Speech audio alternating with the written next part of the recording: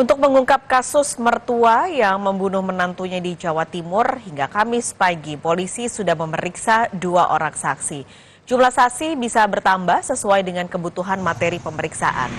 Rumah Muhammad Sueb, warga desa Pararejo, Kecamatan Purwodadi, Kabupaten Pasuruan, Jawa Timur, terlihat lengang. Garis polisi mengelilingi rumah yang dihuni 3 orang, yakni korban, Sueb, suami korban, dan mertua korban. Sueb, sang suami, tidak tampak berada di rumah. Sejauh ini sudah 2 saksi yang diperiksa polisi. Mereka adalah Sueb, suami korban, dan juga 1 orang tetangga. Polisi akan melakukan gelar perkara untuk mengetahui latar belakang peristiwa ini.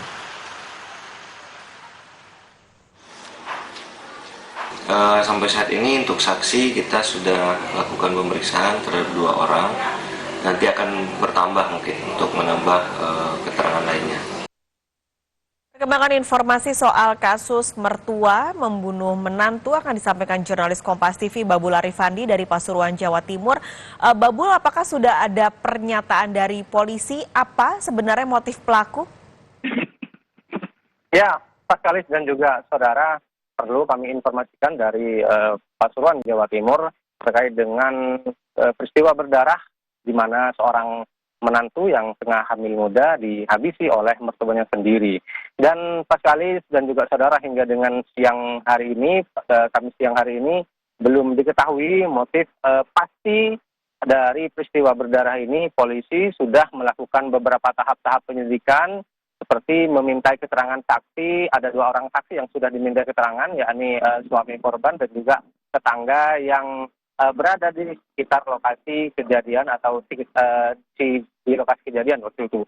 Kemudian selain itu polisi juga sudah mengamankan barang bukti seperti pisau, kemudian juga selimut yang juga menjadi kain penutup terhadap korban.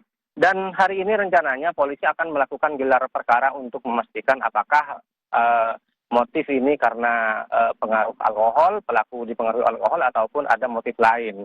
Dan sejauh ini polisi sudah menahan pelaku. Saat ini pelaku sudah berada di sel tahanan Polres Pasuruan, sementara proses penyelidikan masih akan terus berlangsung hingga beberapa hari ke depan, Pak Kalis. Babul, bagaimana sebenarnya kondisi pelaku saat membunuh menantunya? Apakah tadi memang Anda sudah menyebutkan tidak diketahui soal ada kandungan alkohol atau tidak? Ini apakah nanti polisi juga akan menguji soal kandungan alkohol untuk mengetes apakah memang saat itu keadaannya sedang mabuk?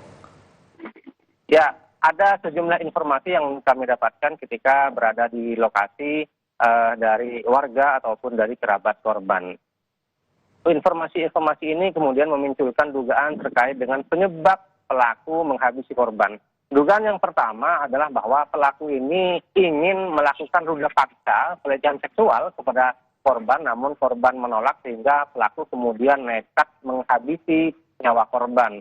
Kemudian dugaan yang kedua adalah bahwa pelaku ini marah kepada korban karena tersinggung saat dia meminta makanan, namun korban masih belum menghiraukan sehingga hal ini kemudian memicu kemarahan dari korban.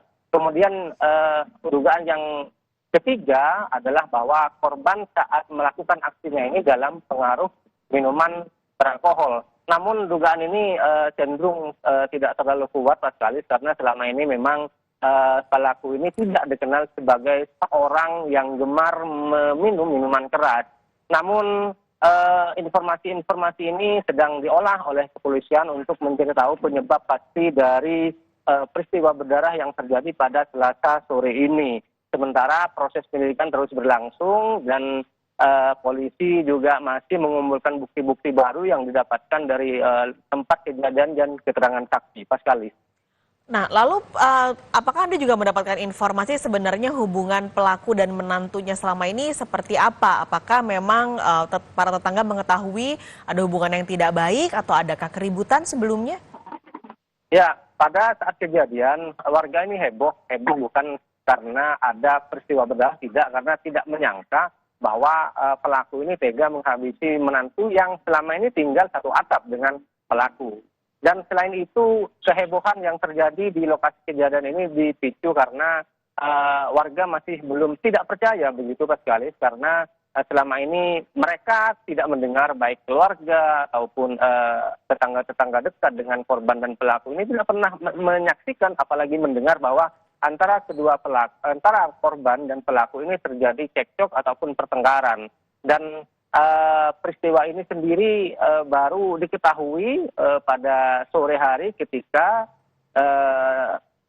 suami dari korban ini pulang. Dan memang selama peristiwa ini terjadi tidak ada saksi kunci selain pelaku Pak Sekali, sehingga tidak memudahkan, artinya membuat proses penyelidikan ini berlangsung lebih lama karena tidak ada saksi kunci. Saat kejadian juga tidak ada orang, tetangga ataupun pihak lain yang menyaksikan atau melihat secara langsung saat pelaku menganiaya korban hingga korban terbunuh, Pak Sekali. Baik, terima kasih Babul Arifandi melaporkan langsung dari Pasuruan, Jawa Timur.